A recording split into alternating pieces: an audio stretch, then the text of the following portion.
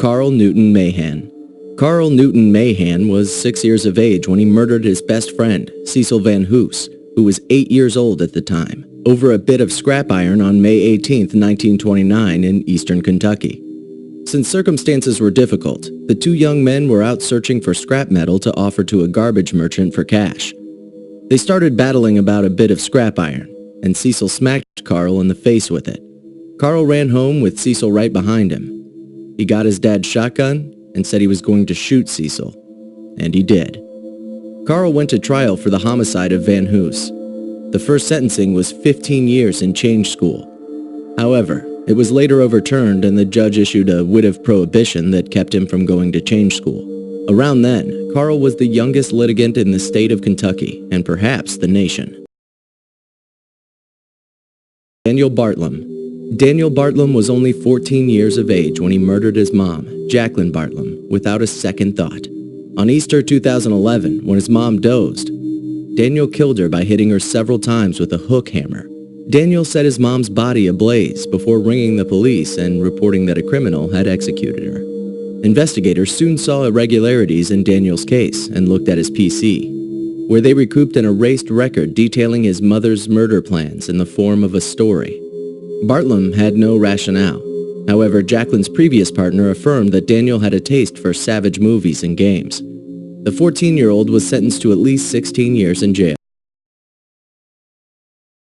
Graham Young. Graham Young was a youthful science genius, concentrating on studies so much that he procured a postgraduate science understudies level of learning when he was 14. Tragically, Young utilized his great intellect to inflict pain.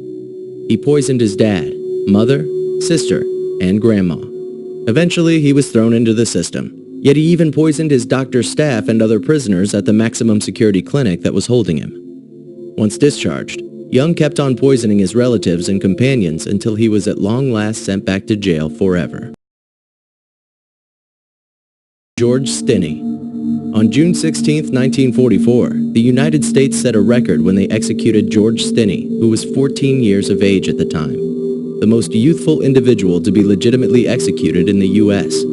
George was convicted of homicide of two young ladies named Betty June Binnicker, who was 11, and Mary Emma Thames, who was 8 at the time. They were both found in a muddy hole. The young ladies endured extreme fractures to their skulls, incurred by a railroad spike discovered some miles from town.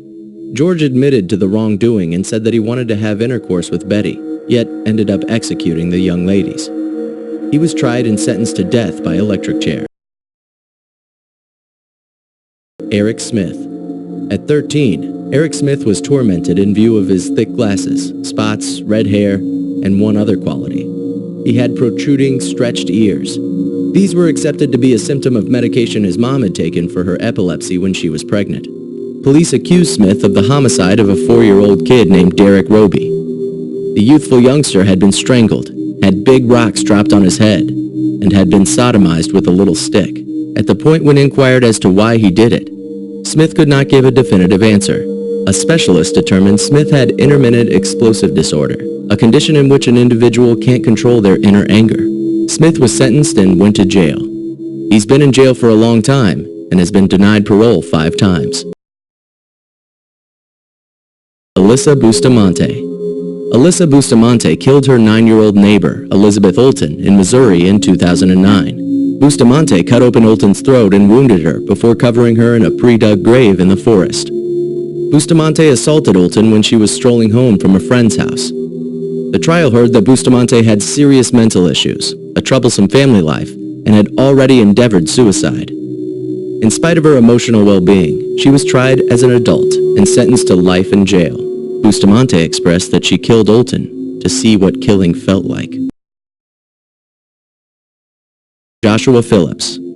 Joshua Phillips was involved in one of the most shocking adolescent murder trials in history, after he killed his 8-year-old neighbor, Maddie Clifton. Maddie had left her home at 5:30 p.m. to play basketball, however, never returned. Joshua claims that he and Maddie were playing baseball when he coincidentally hit her with a ball. Maddie began crying, and Phillips claimed he froze and hit her in the head to make her quit shouting.